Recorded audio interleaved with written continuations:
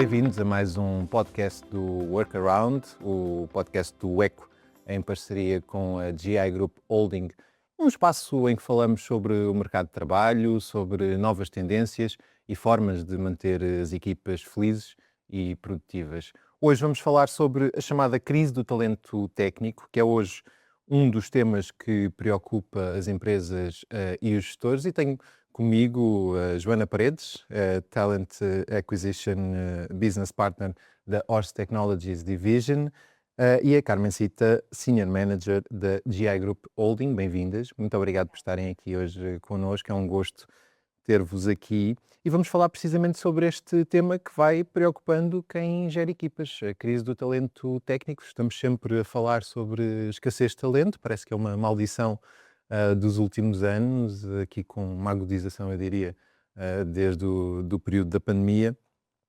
E eu começava precisamente pela Joana, para perceber como é que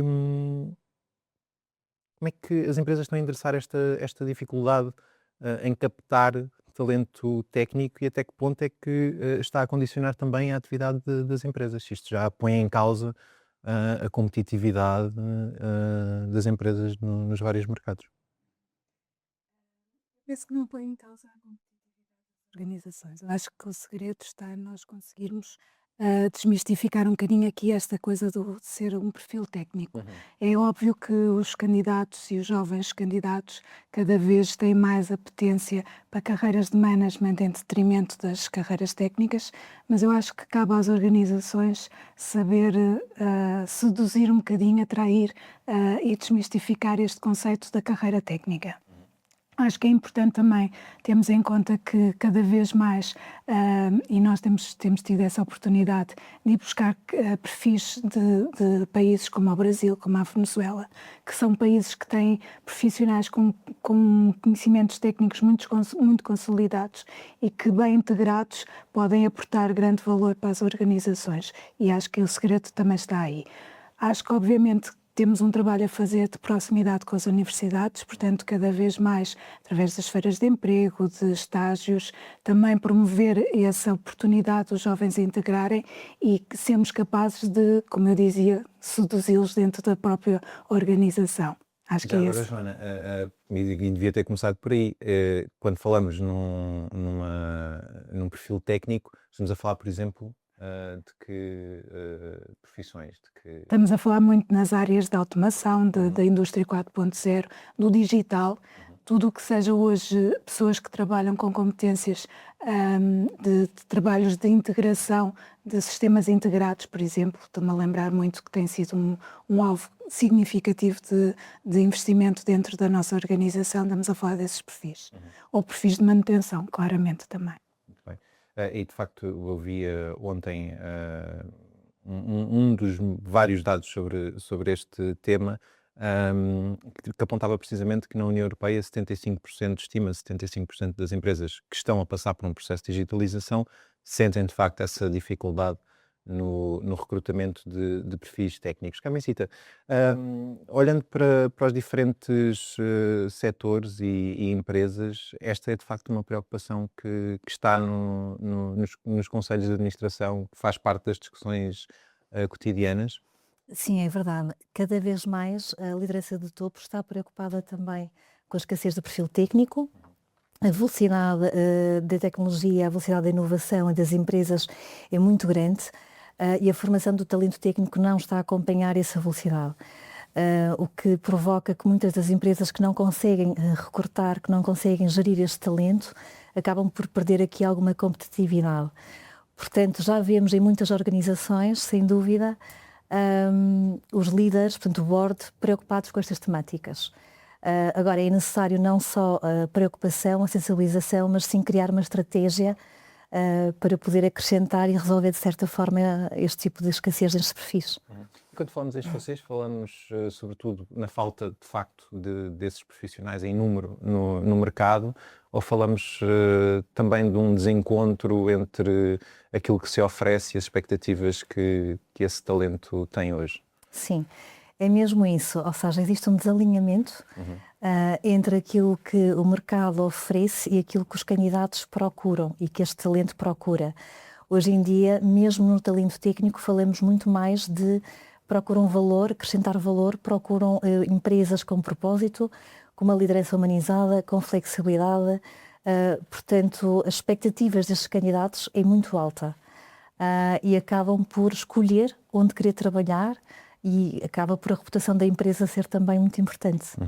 E essa tem sido, aliás, uma constante nestas nossas conversas, que é de facto esta alteração na forma como o recrutamento funciona e que também, de certa forma, quem está a ser recrutado está também a recrutar a própria empresa, não é? Sim. Portanto, há aqui um grau de exigência maior de quem está no mercado de trabalho.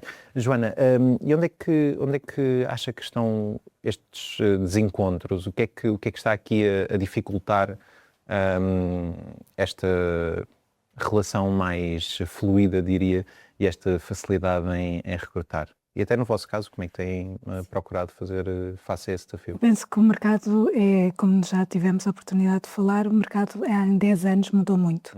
E, portanto, nos últimos 10 anos, os profissionais e os técnicos procuram muito mais, e principalmente as gerações mais novas que estão a entrar no mercado, procuram situações, não apenas o salário por si, mas procuram um pacote remuneratório ou não remuneratório muito mais desafiante. E claramente esse é o desafio que as empresas têm hoje e que nós tentamos colmatar, fazendo esse equilíbrio entre work-life balance e procurar outro tipo de situações que vão de encontro àquilo que são as expectativas dos jovens recentes a entrar no mercado. Sejam a flexibilidade, sejam a formação, conseguirem ter um progresso, crescerem dentro da organização, seja através de como vínhamos a falar hoje, até de questões ambientais. Eu até há pouco tempo era impensável que alguém me perguntasse qual é a política ambiental da empresa. Exato. E curiosamente perguntaram-me há cerca de 3 anos, numa feira de emprego, um jovem que ainda não tinha entrado para o mercado profissional. São todas essas questões que nós, organização, temos que saber dar respostas e que nos são solicitadas por parte dos candidatos. Isto, por outro lado, imagino eu, também força de alguma forma as empresas a acelerar processos ao nível da sustentabilidade, até, por exemplo, e acaba por ser um incentivo a que as empresas se vão tornando cada vez melhores, também por essa pressão dos potenciais trabalhadores. Carmencita, esta transformação tecnológica, imagino que esteja também a ter impacto nesta dificuldade em recrutar.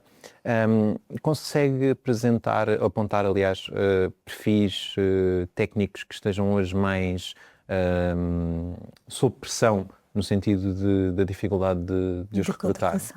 Sim, sem dúvida. Os perfis técnicos como manutenção, robótica, automação, são perfis muito escassos, muito procurados no mercado. Isto tem a ver com o desenvolvimento e a inovação e a tecnologia nas empresas, que procuram cada vez mais talento nestas áreas, e que é necessário apostar também em pessoas com este perfil técnico, mas também tenham um soft skill certo. Ou seja, a parte da curiosidade, do querer aprender, a resolução de problemas. Capacidade de adaptação até, não é? Capacidade de adaptação, a colaboração, trabalhar em equipa.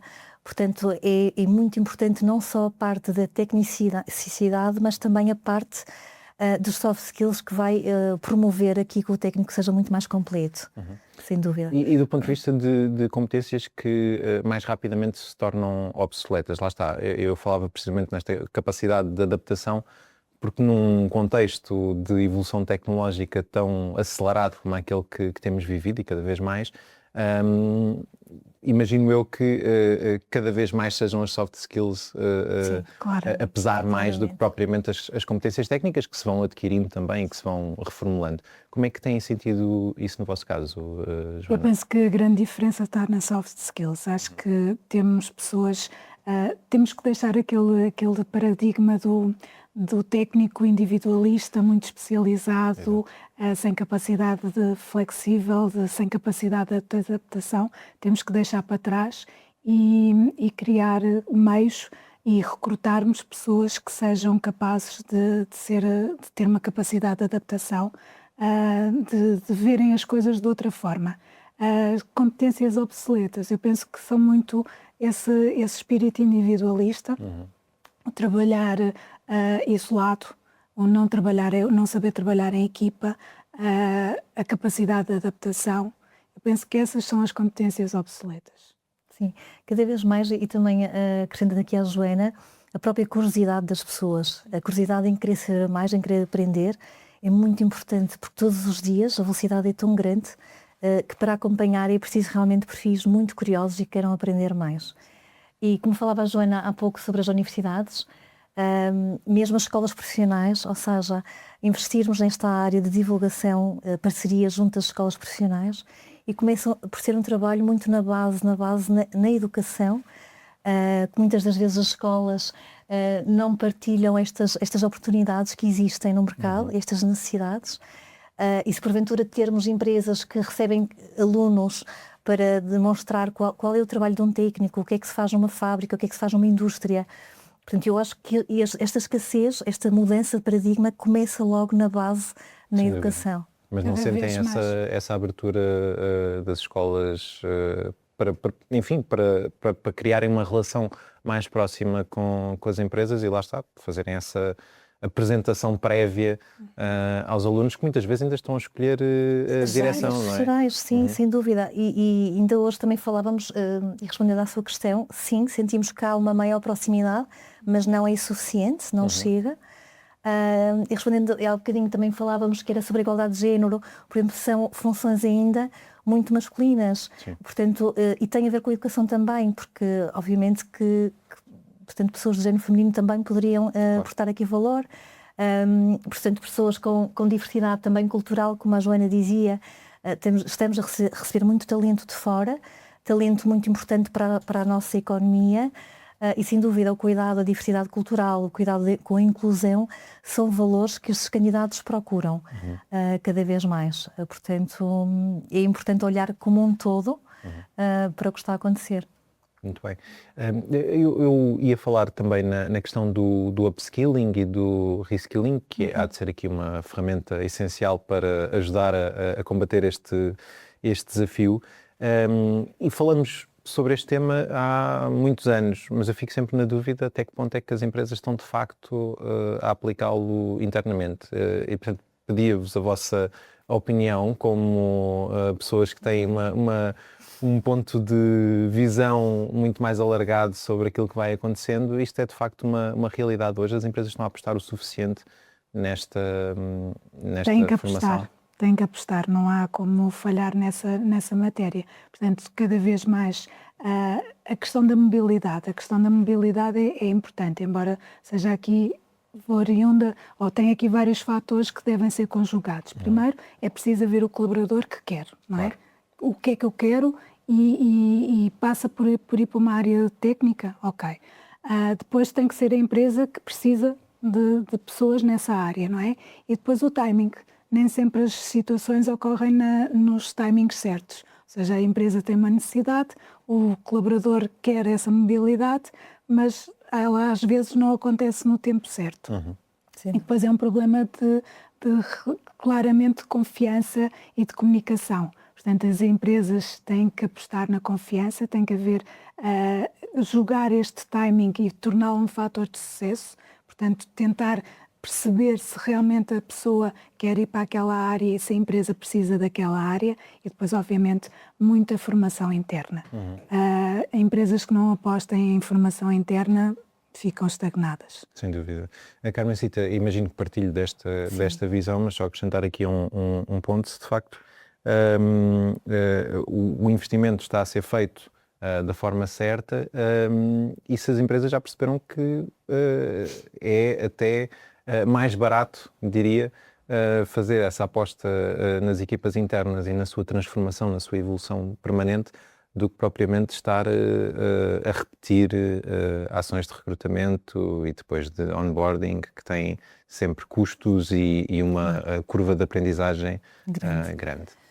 Como a Joana dizia, a formação é sem dúvida muito importante. a formação interna, e sim, temos empresas que já se preocupam bastante, que dão oportunidades internas às pessoas de fazerem aqui uma mudança com formação. No entanto, há empresas ainda com modelos muito tradicionais. Okay?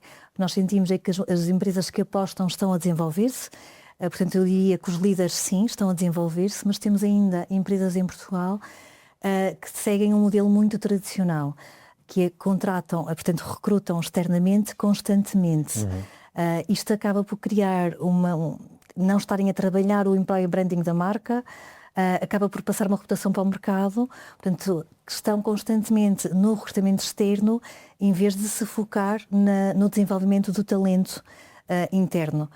Obviamente é necessário aqui, e a formação tem custos, demora o seu tempo, mas se recrutar ao mercado constantemente fica muito mais caro.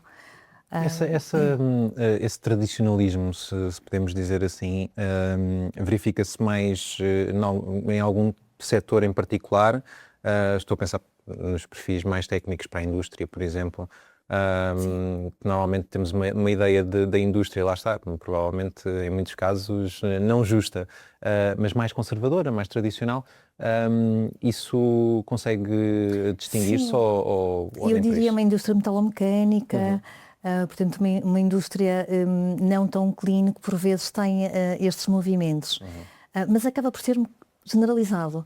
Nós trabalhamos com várias empresas, tem a ver com a cultura, sim, com o mindset.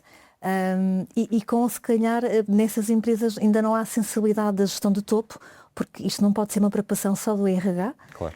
Tem que ser uma preocupação também dos líderes e das lideranças das empresas, em perceber que quem não acompanhar, portanto, vai obviamente ficar para trás.